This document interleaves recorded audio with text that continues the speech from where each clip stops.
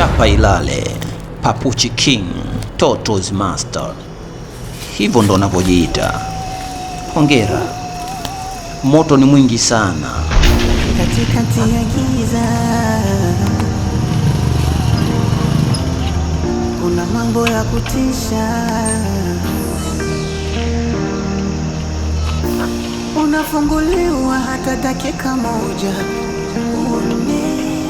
Wewe umezoea, unaweza ukamchukua mwanaume au ukamchukua mwanamke ukampeleka kokote muda wowote, iwe kichakani, iwe kwenye jumba bovu.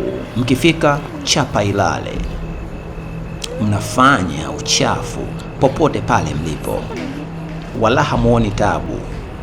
Hii ni starehe yenu, ni vizuri, ni jambo zuri, mnaburudika, ni sawa. Lakini nataka niwaambie, kwenye hii dunia, kwenye huu ulimwengu, hamko peke yenu. Ulimwengu una viumbe wengi sana wasioonekana kuliko wale wanaonekana. Sisi ambao tunaonekana ni wachache sana kuliko wale wasioonekana. Kwa hiyo sasa, wewe kutokuwaona hao viumbe haimaanishi kwamba wao hawakuoni, na kazi yao wao ni kukupa ambacho wewe unakitaka. Ulimwengu upo kama TV, king'amuzi. Halafu hawa viumbe na sisi tupo kama remote. Kwa hiyo tuna switch au kubadili channel na kutizama ambako sisi tunapataka. Hilo lazima ulijue. Kwa hiyo ni kama ukishika simu yako ya mkononi, ukisachi pilau utaletewa pilau kila siku, ukisachi mahubiri yatakuja kila siku. Ulimwengu unakupa kile ambacho wewe unakitaka. Leo niko na wewe Papuchi King, Toto's Master, chapa ilale. Niko na wewe ambaye wewe unafanya ngono popote, eneo lolote ukifika unafanya.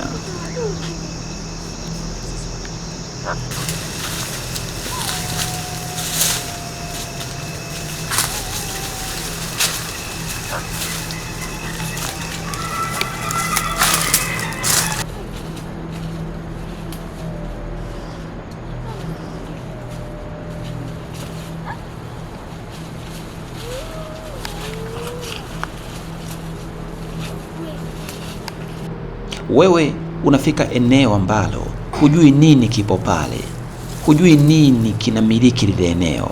Sisi tunamiliki hii dunia, tunamiliki maeneo, lakini na viumbe vingine tusivyoviona navyo pia vinamiliki ulimwengu huu ambao sisi tunahisi kwamba tunaumiliki. Umeingia eneo fulani ukafanya mambo yako ya chapa ilale kwa burudani kabisa, kwa mbwembwe na sifa na kujiona kidume kwamba wewe muda wote uko furu chaji. Kitakupata kitu, litakukuta jambo, kwa sababu popote ulipo kuna viumbe havionekani. Na unachokifanya, ukifanya kitu kizuri utavutia viumbe vizuri, ukifanya mambo ya hovyo utavutia viumbe vya hovyo, na kitakachokutokea mwishoni ni kitu cha hovyo. Ukifanya tendo la ngono hakikisha unaoga.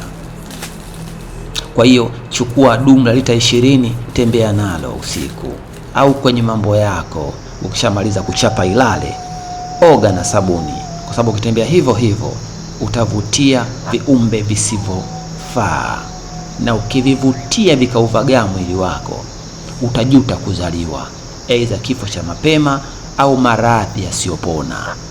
Wako watu wanaumwa, hawajui wanaumwa nini na kuugua kwao kulitokana na nini, hawajui, ni wanateseka tu. Kumbe walifanya upuuzi mdogo tu ambao wangeweza kuzuia. Kwa hiyo fanya ngono zako popote ulipo, popote unakopataka wewe fanya, lakini nakwambia ukifanya ngono na kuondoka tu bila kusafisha mwili wako, tena ukafanyia katika maeneo yasiyofaa, kitakukuta kitu siku moja. Sikutishii, na kushauri tu.